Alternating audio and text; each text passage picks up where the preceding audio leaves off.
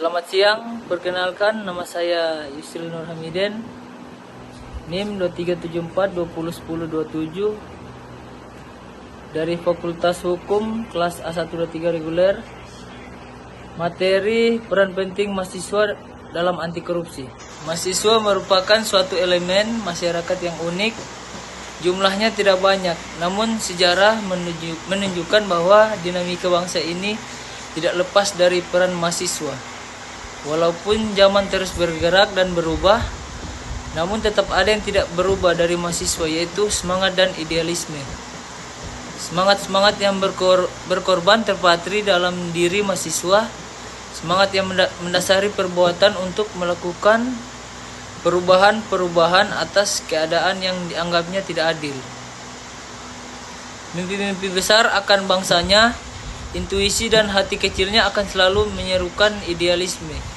Mahasiswa tahu ia harus berbuat sesuatu untuk masyarakat, bangsa dan negaranya.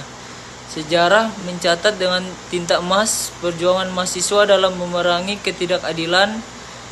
Sejarah juga mencatat bahwa perjuangan bangsa Indonesia tidak bisa lepas dari mahasiswa, dan dari pergerakan mahasiswa akan muncul tokoh dan pemimpin bangsa.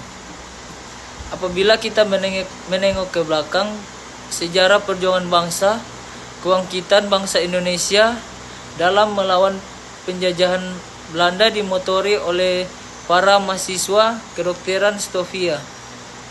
Demikian juga dengan Soekarno, sang proklamator kemerdekaan RI, merupakan tokoh pergerakan mahasiswa. Apa itu korupsi? Dalam seni perang terdapat ungkapan untuk memenangi peperangan harus mengenali diri sendiri. Untuk itu mahasiswa harus mengetahui apa itu korupsi.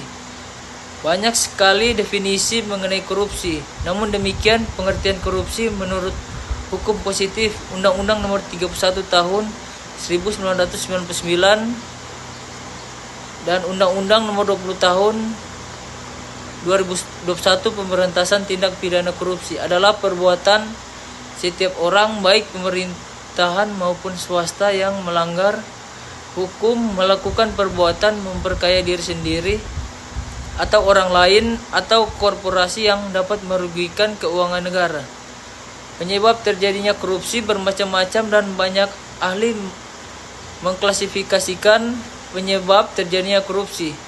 Salah satunya Boni Hargen yang membagi penyebab terjadinya korupsi menjadi 3 wilayah, yaitu yang pertama wilayah individu, dikenal sebagai aspek manusia yang menyangkut moralitas, personal, serta kondisi situasional seperti peluang terjadinya korupsi, termasuk di dalamnya adalah faktor kemiskinan.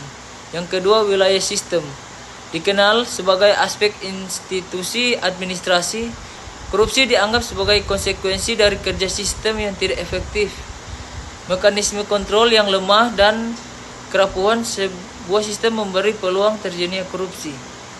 Yang ketiga, wilayah irisan antara individu dan sistem, dikenal dengan aspek sosial budaya yang meliputi hubungan antara politisi, unsur pemerintah, dan organisasi non-pemerintah. Adapun dampak dari korupsi bagi bangsa Indonesia sangat besar dan kompleks. Menurut Sujono Karni, beberapa dampak korupsi adalah rusaknya sistem tatanan masyarakat, ekonomi biaya tinggi dan sulit melakukan efisien, munculnya berbagai masalah sosial di masyarakat, penderitaan sebagian besar masyarakat di sektor ekonomi, administrasi, politik maupun umum, yang pada akhirnya menimbulkan sikap frustasi, ketidakpercayaan, apatis terhadap pemerintah yang berdampak